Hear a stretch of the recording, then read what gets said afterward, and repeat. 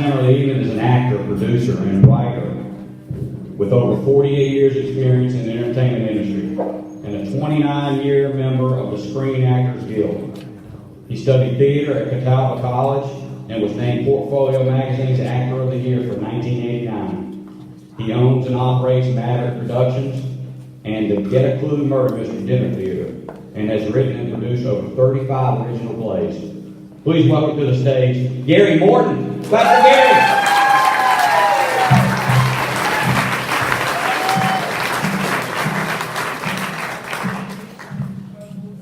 Wow, the last one. Cool, huh?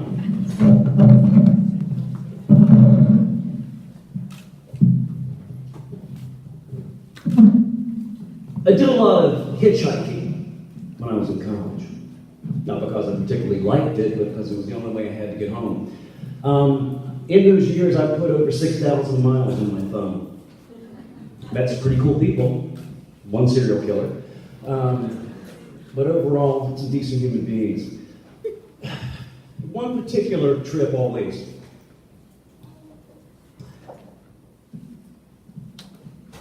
sticks in my mind. One night I got a late start and I found myself at night standing at the crossroads of Interstate 58 and 85. And it was getting dark and it was very obvious that Gary was not going to be getting home tonight. So I started looking around for shelter, for a building, a tree, something that I could hide under for the night. And just as I leaned down to pick up my pack, lo and behold, a car pulled up. Wow, this is cool. Grabbed my bag, ran over, opened the door, and much to my surprise, behind the front wheel was an incredibly beautiful woman in her mid-30s. And the even bigger surprise was in the back seat, a beautiful little baby girl. And I said, "Thank you for the ride." And she said, "You're welcome. My name is Nikki, and my little sleepy co-pilot is baby Emily." And she said, I can't believe that I picked you up. I've never even thought about picking up a hitchhiker, but I'm in a place tonight, and I need someone to talk to. And as we drove, she explained to me that after many years being in an abusive relationship, that she finally gathered up enough strength to leave that bastard. And that she picked up a few pieces of clothing, put them in a bag, scooped up her child, put her in the back of the car, and left. And she told me, she said, I'm so scared. I'm so crushed, so frightened with fear. I've never felt this way in my life, and there's so many things going through my mind, and I'm just so afraid. And I said, well, why are you so afraid? Or are you afraid that he's going to come and hunt you down and hurt you? And she said, no, that would require the bastard to give a damn.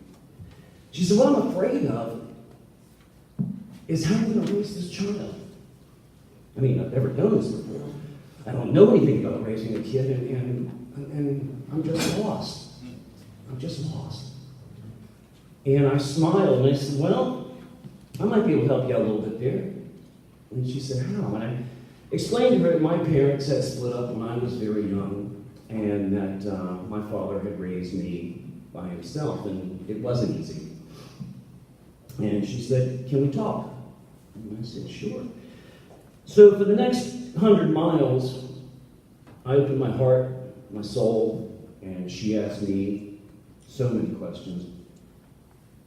And as we were getting close to the end of the ride, I said, Nikki, I'm just a dumbass college kid.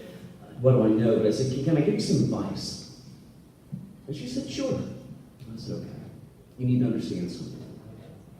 You're going to fail. You're going to screw up. You're not always going to get it right. And there are going to be times she doesn't like it very much. But if you always make sure that you let her know that this divorce was not her fault, she had nothing to do with it. If you let her know that you will always be there for her, that you will always support her, you will always believe in her, and if you let her know that the two of you are a team that no one can ever defeat or divide, and you let her know that you love her with all of your heart, and most importantly, that you will never abandon her. You can do it. She pulled over to the side of the road because it was my stop, and she said, I need to tell you something. I said, okay. She said, you know, when I pulled over back there to pick you up, I was really looking for a place to turn around.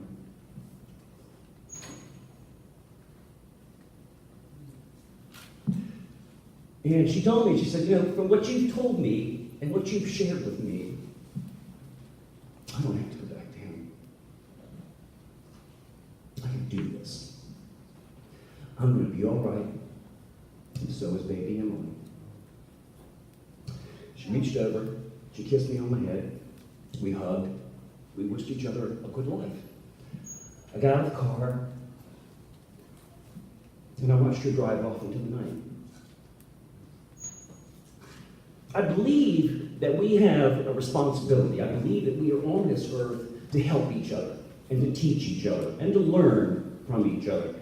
We meet people in our travels that will help us in our journey, and sometimes these people are with us for a moment, sometimes they're with us for a season, and sometimes for a lifetime, but they help us. And they never left my heart, they never left my mind, and I wondered for years, you know, whatever happened to baby Emily and Nikki, and how did their journey proceed? And took great pride in having helped someone that night. But life has its own way of going on. And over 20 years later, I found myself crushed with fear, full of doubt. You see, because my wife had left me, and she also left me to raise my daughter. What the hell would I know about raising a kid? I'm just an actor. And as all these feelings were running through my head, my heart took me back to a night on Interstate 58 and some words of advice that I heard. You're going to screw up. You're going to fail. You're not always going to get it right. And she's not always going to like you very much. But if you let her know that none of this is her fault, and that you love her, and you believe her, and you support her no matter what, and that the two of you are a team that no one can ever divide or defeat, and that you love her with all of your heart, and that you will never abandon her, you can do this. And I realized that that night on Interstate 58 wasn't just about Nikki and Emily. It was also about me. And I knew I could do it. And that I was going to be all right. And so was baby.